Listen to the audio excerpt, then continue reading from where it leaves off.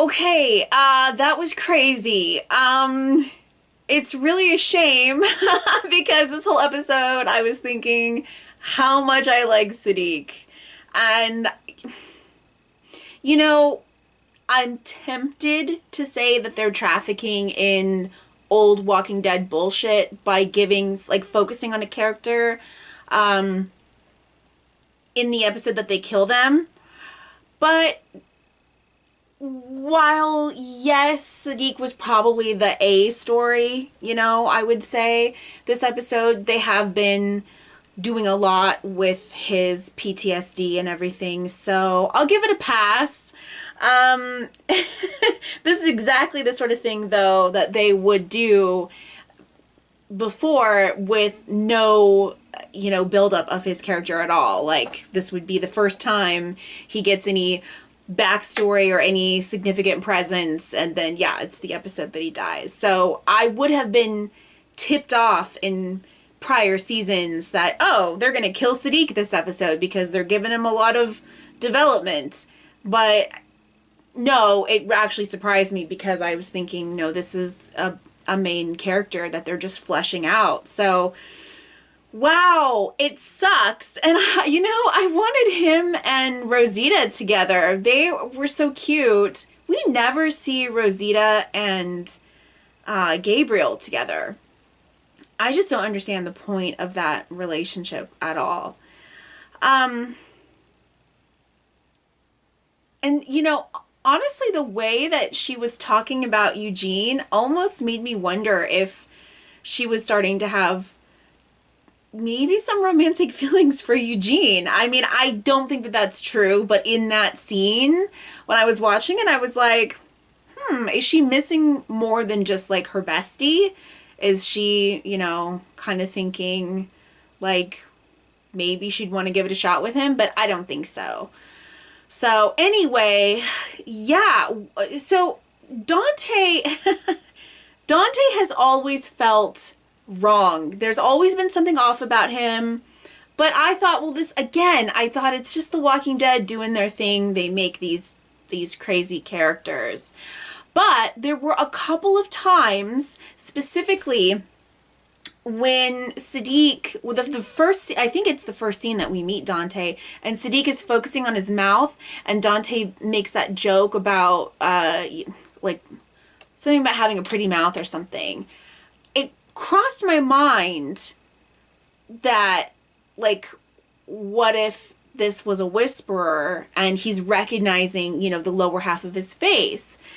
But I didn't give that any serious consideration, but it has crossed my mind a couple of times in just like little moments like that. I can't even remember specifically. That's the only one that I can remember, but I didn't actually take it seriously. So this was really, really well done because even though, yeah, it crossed my mind, I didn't actually see it coming. So,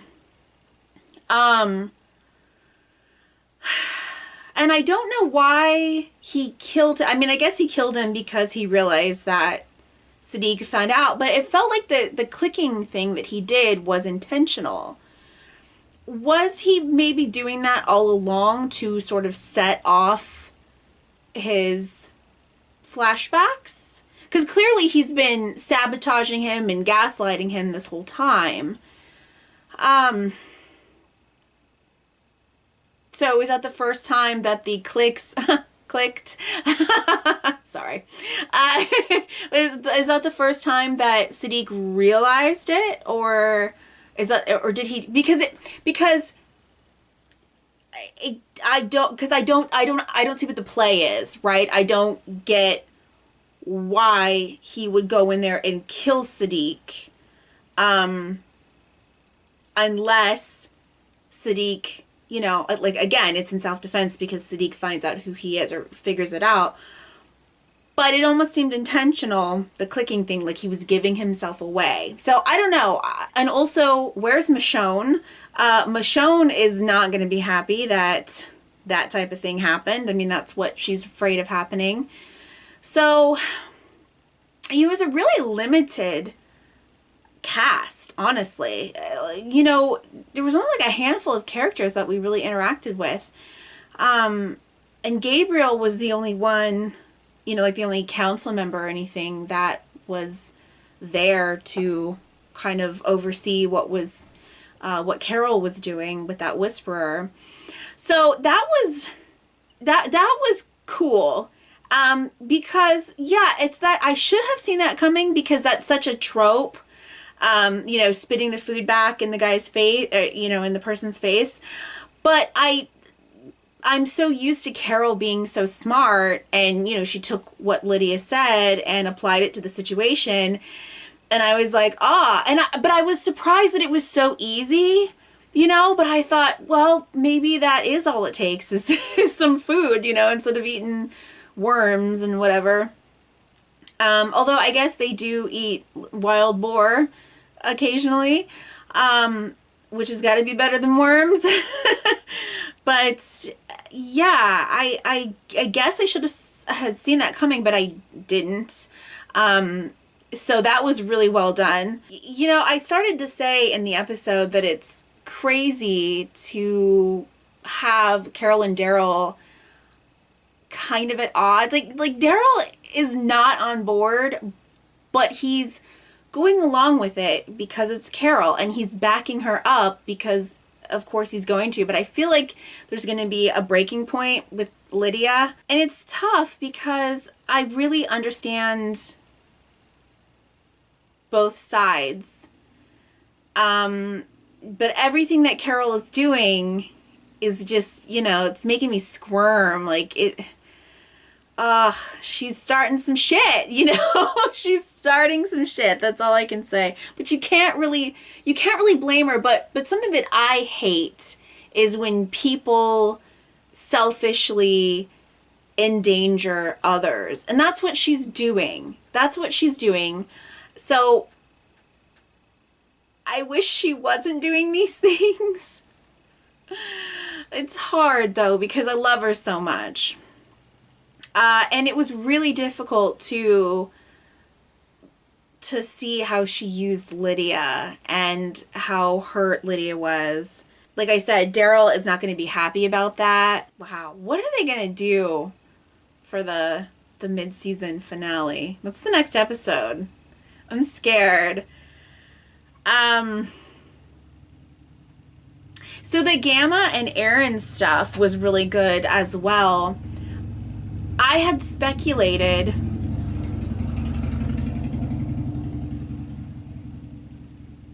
wait for the motorcycle. I had speculated that we know that Aaron's a genuinely good guy, and like this is who he is. You know, he was the scout, and you know, he's the kind of person who wants to bring people in. But also, I wondered if he was trying to like if there was a little bit more to it than that, than just him being a nice guy.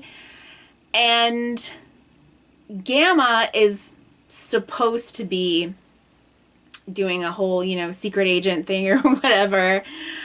Basically, I wondered, like, who was playing who and who was gonna break. And with Gamma seeing Lydia, yikes. Yeah, the shit's gonna hit the fan next episode.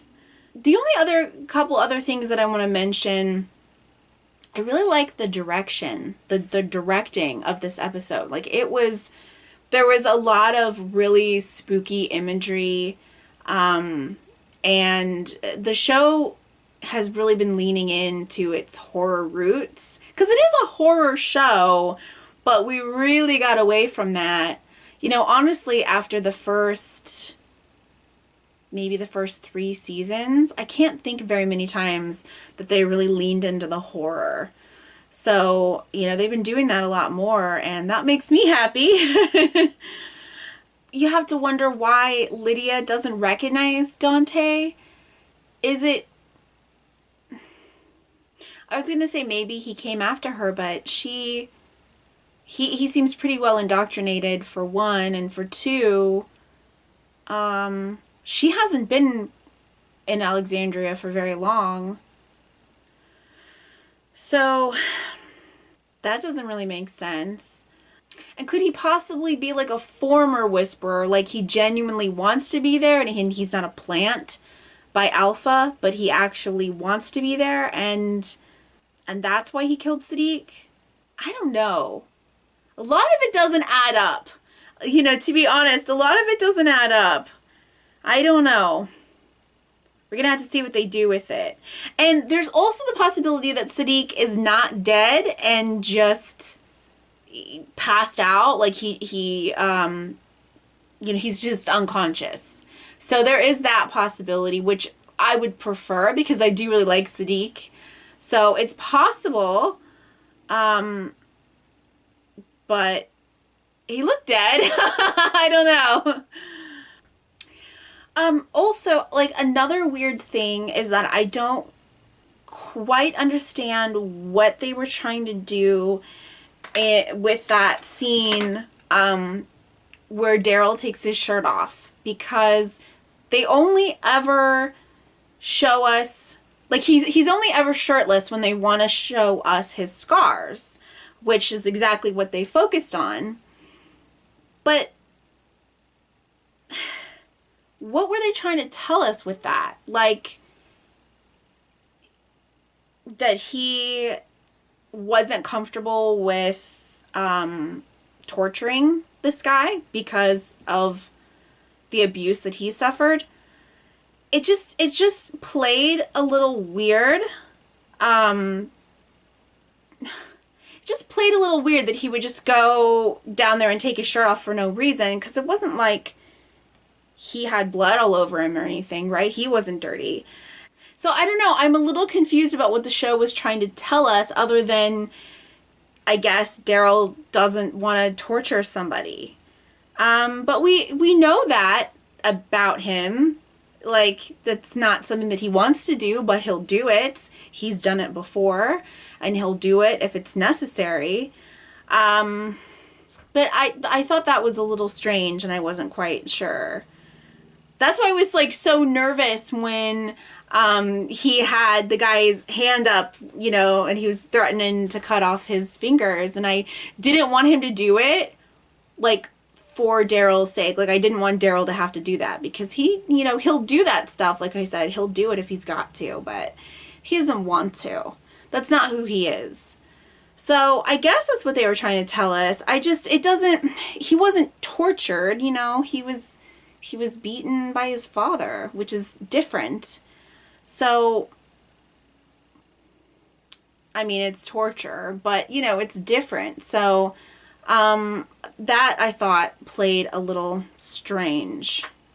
So, I mean, there were a few things in this episode that didn't quite add up or didn't quite make sense, but overall I thought it was a really good episode. That's it for now. I'll see you next time. Thanks for watching. Bye.